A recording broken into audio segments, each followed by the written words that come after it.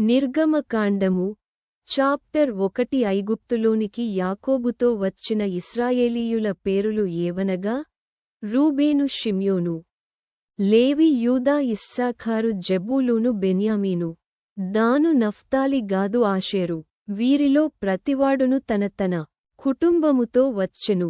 యాకోబు గర్భమున పుట్టినవారందరూ 70 మంది. అప్పటికి యోసేపు ఐగుప్తులో ఉండెను. యోసేపును అతని అన్నదమ్ములందరును ఆ తరము వారందరును చనిపోయిరి. ఇశ్రాయేలీయులు బహు సంతానము గలవారై అభివృద్ధి పొంది విస్తరించి అత్యధికముగా ప్రబలిరి. వారున్న ప్రదేశము వారితో నిండియుండెను. అప్పుడు యోసేపును ఎరుగని క్రొత్తరాజు ఐగుప్తును ఏలనారంభించెను.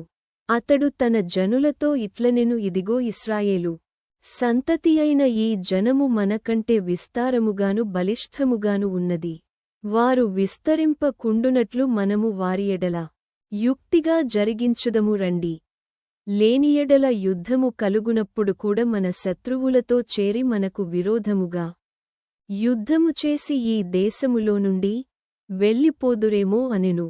కాబట్టి వారిమీద పెట్టిన భారములలో వారిని శ్రమ పెట్టుటకు వెట్టి పనులు చేయించు అధికారులను వారిమీద నియమింపగా వారు ఫరో కొరకు ధాన్యాదులను నిలువచేయు పీతోము రామెసేసను పట్టణములను కట్టిరి.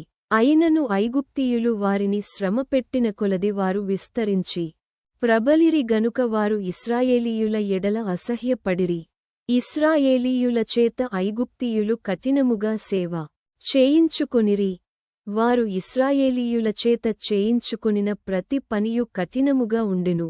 వారు జిగటమంటి పనిలోనూ ఇటుకల పనిలోనూ పొలములో చేయు ప్రతి పనిలోనూ కఠినసేవ చేయించి వారి ప్రాణములను విసికించిరి. మరియు ఐగుప్తురాజు షిఫ్రా పూయా అను హెబ్రీయుల మంత్రసానులతో మాటలాడి, మీరు హెబ్రీ స్త్రీలకు మంత్రసాని పని చేయుచు వారిని కాన్పుపీటల మీద చూచినప్పుడు మగవాడైన ఎడల వాని చంపుడి, ఆడుదైన ఎడల దాని బ్రతుకనీయుడని వారితో చెప్పెను. అయితే ఆ మంత్రసానులు దేవునికి భయపడి ఐగుప్తురాజు తమకాజ్ఞాపించినట్లు చేయక మగపిల్లలను బ్రతుకనీయగా ఐగుప్తురాజు ఆ మంత్రసానులను పిలిపించి, మీరెందుకు మగపిల్లలను బ్రతుకనిచ్చితిరి? ఈ పని ఎలా చేసితిరి అని అడిగెను. అందుకు ఆ మంత్రసానులు, హెబ్రీ స్త్రీలు ఐగుప్తు స్త్రీల వంటివారు కారు, వారు చురుకైనవారు. మంత్రసాని వారి యొద్దకు వెళ్ళక మునుపే వారు ప్రసవించి యుందురని ఫరోతో చెప్పిరి. దేవుడు ఆ మంత్రసానులకు మేలు చేసెను. ఆ జనము విస్తరించి మిక్కిలి ప్రబలెను. ఆ మంత్రసానులు దేవునికి భయపడినందున ఆయన వారికి వంశాభివృద్ధి కలుగజేసెను.